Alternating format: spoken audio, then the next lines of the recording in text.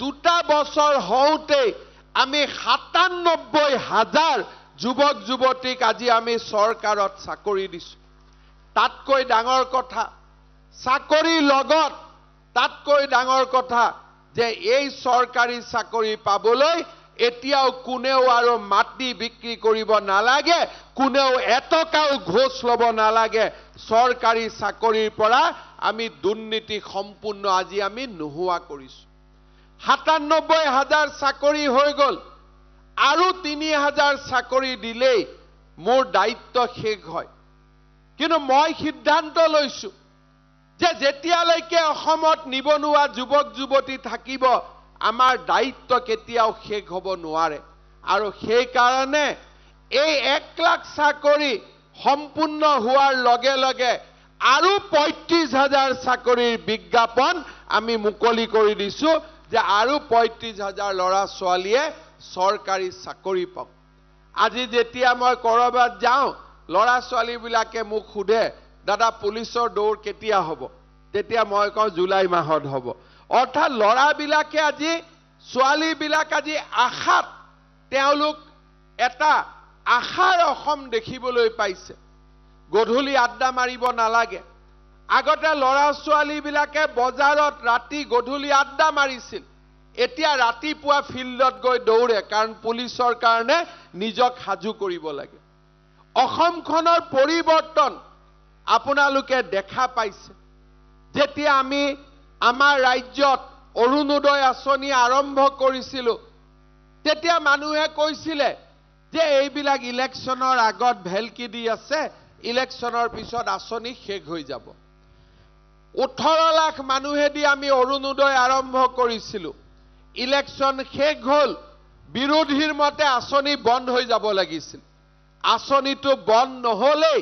18 লাখৰ জাগাত আজি 27 লাখ পৰিয়ালে অৰুণোদয় আঁচনি লাভ কৰিছে বঙাইগাঁও জিলাত 56,000 পৰিয়ালে আজি অৰুণোদয় আঁচনি লাভ কৰিছে এতিয়া আমি সিদ্ধান্ত লৈছো যে এই বছৰ আৰু 3 লাখ ব্যক্তিলৈকে আমি অৰুণোদয় আঁচনি আগবঢ়াম মই কেতিয়া কৰিব পাৰো মই নাজানো কিন্তু মোৰ মনত এটা ইচ্ছা আছে লাহে লাহে আমি আগবাঢ়ি গৈ থাকিম বহুত মহিলাই কয় দাদা অৰুণোদয় পোৱা নাই যেতিয়া মই খুধু ৰেশন কাৰ্ড আছে নাই বোলে ৰেশন কাৰ্ড আছে অৰুণোদয় আছে নাই অৰুণোদয় নাই এতিয়া আমি লাহে লাহে কলৈকে গৈ আছো যে যিমান পৰিয়ালৰ ঘৰত ৰেশন কাৰ্ড থাকিব সকলোৱে ৰেশন কাৰ্ডৰ নামতে অৰুণোদয় লগে লগে পাব এই ৰাস্তাত আমি আগুৱাই গৈছো এবছৰ লাগিব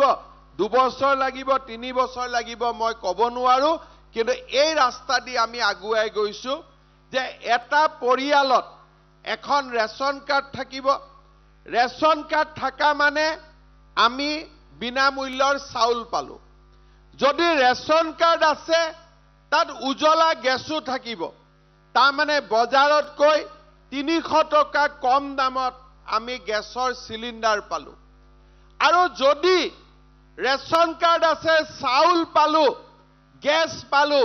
লগত আমি প্ৰধানমন্ত্ৰীৰ আয়ুষ্মান ভাৰত মুখ্যমন্ত্ৰীৰ আয়ুষ্মান অসম 5 লাখ টকা বছৰি বিনামূলীয়া চিকিৎসাও পালো যদি আমি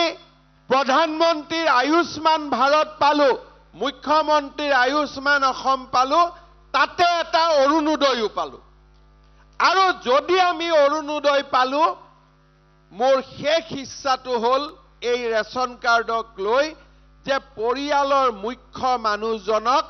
চৰকাৰী খৰচত আমি এটা ইন্সুৰেন্স কৰি দিম যাতে কিবা কাৰণত তেওঁৰ মৃত্যু বা এক্সিডেন্ট হলে সেই পৰিয়ালটোৱে যাতে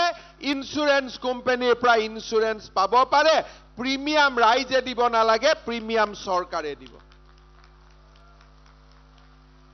অৰ্থাৎ এখন ৰেশন কাৰ্ডত চাউল পালো গেছ পালো গেছৰ লগত ইন্সুৰেন্স পালো ইন্সুৰেন্সৰ লগত আয়ুষ্মান পালো আয়ুষ্মানৰ লগত অৰুণোদয় পালো তানে 1 into 2 নহয় 1 into 5 অৰ্থাৎ এই ধৰণে আমি চৰকাৰী আঁচনি সজাই পৰাই তুলিব খুজিছো এই 2 বছৰৰ ভিতৰত 97,000 ল'ৰা ছোৱালীয়ে চাকৰি পালে 27 লাখ পৰিয়ালে অৰুণোদয় আঁচনি পালে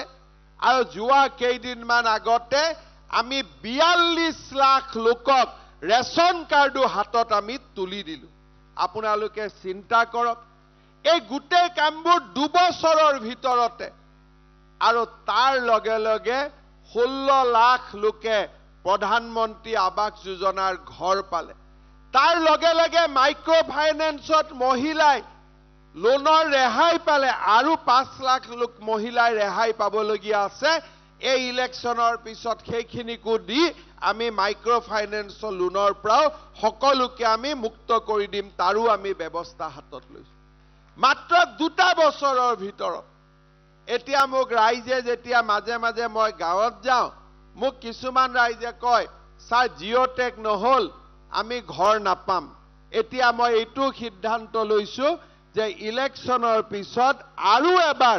পিএমৱাই ঘৰৰ জিঅ'টেকিং খুলি দিম যাতে যোন দুখীয়া মানুহে জিঅ'টেকিং কৰিব পৰা নাই এইবাৰ যাতে জিঅ'টেকিংও কৰি ল'ব পাৰে অৰ্থাৎ আপোনালোকে চিন্তা কৰক যে এইখন চৰকাৰে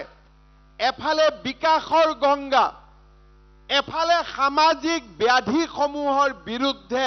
নিৰন্তৰ যুঁজ আৰু তাৰ লগে লগে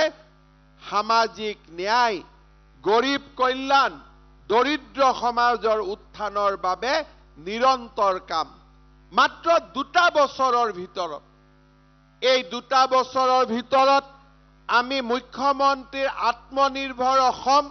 এখন নতুন আঁচনি আনিছিলো য'ত যুৱক যুৱতীসকলে ঋণ ল'ব পাৰে বেংকক টকা ঘূৰাই দিব নালাগে চৰকাৰে ৰাজ সাহায্য দিব আজি তাৰ ইণ্টাৰভিউ আৰম্ভ হৈছে